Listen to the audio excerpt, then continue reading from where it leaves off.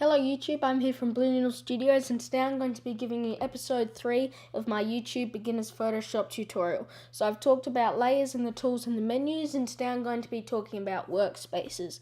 So basically workspaces is the layout of panels and how you have everything set up. So it's really essential to how you work and how you get things done in Photoshop. So it's important that you get this exactly how you want it. So up here we have our main basically workspace presets.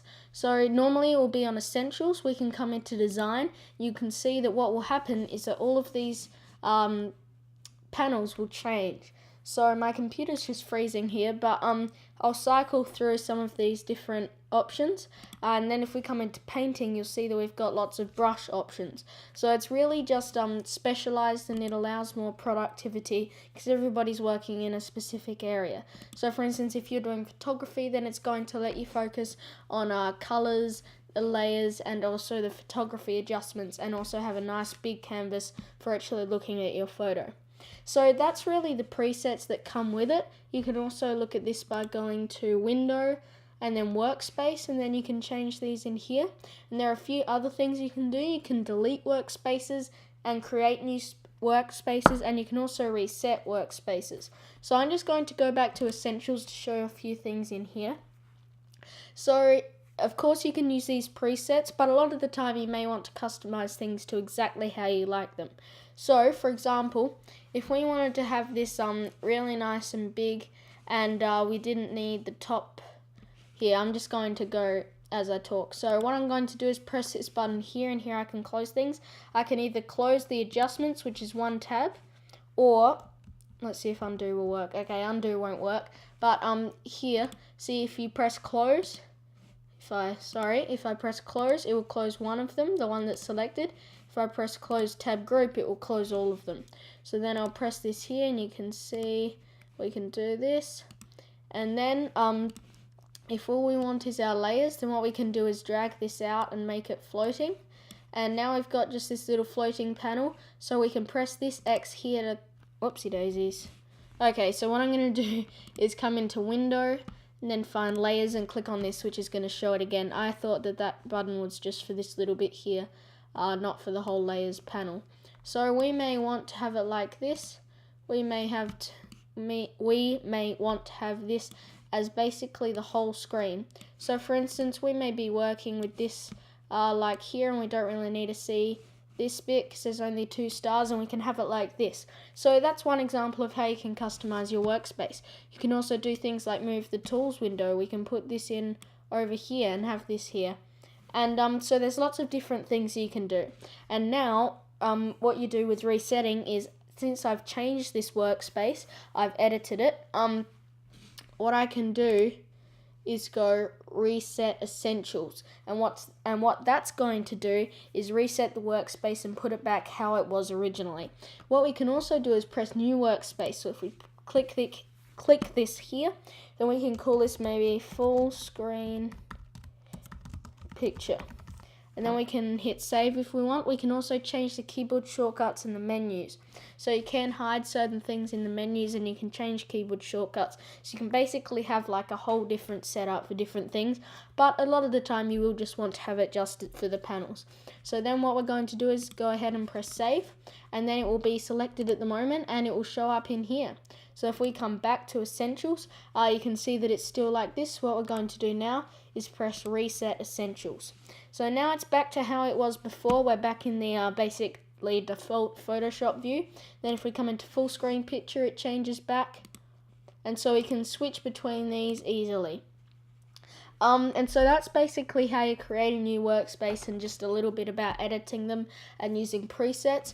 I'm just going to go a little bit more into how you can edit them. So basically you can show and hide them easily using the window menu.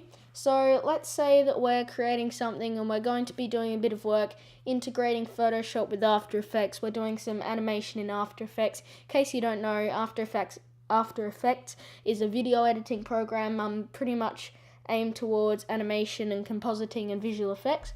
So we may want the 3D, we may want the masks, what else might we want? We might want the paths, and we might want the actions. I'm just trying to mix it up here. Let's just say that we want info for some reason as well. So now we've got all of those open, and a few of those this one has opened in a tab, and then we've got our masks here and our paths here. So you can see that these have opened in what's called a tab group. So these are grouped together in basically one zone, and we can cycle through these a bit like an internet browser with the different tabs.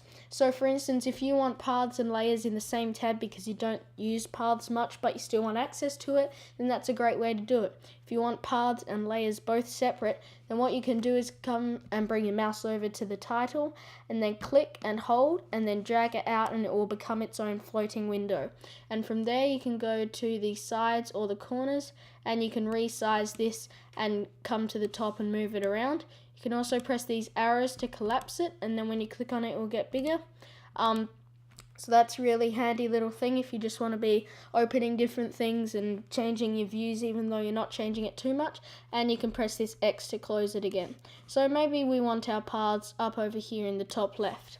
So that's how to get a tab out of a tab group. Now if we just drag this out just like we did before, then I'm going to show you how to get things back in.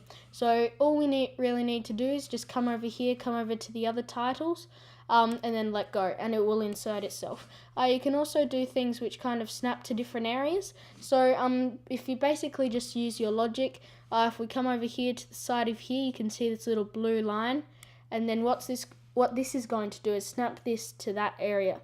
So for example, if we want to be just have everything all on the right, we don't even want our tools over there, and we can put this here, and then we can drag this around as a group. Let's say, sorry, this just keeps collapsing. Let's say, just for example's sake, I'm just trying to give you guys a bit of an interesting demo. Let's say that we want channels separate, and then we want masks in with info, because we won't be using info heaps. Then we can just do it like that. Then we may want color down here, right down in the bottom left, and paths we may want snapped in there. So you can just drag around and things will usually snap to an area where you want. We may even like to try and get, whoopsie daisies. It might be a little hard to get this out. We can even change things like this, like the orders of buttons. So it's really handy, all of the different things that you can do with Workspaces. I hope that you've enjoyed this video, and I hope that you've learnt something. It can definitely increase your productivity heaps. Thanks for watching this video very much. Make sure you check out my Zazzle store in the description link below, where I'm selling t-shirts and mugs and posters and all sorts of things that I've designed. These videos take a while to make, so any feedback is hugely appreciated. And again, thanks for watching, and I'll see you later. Bye.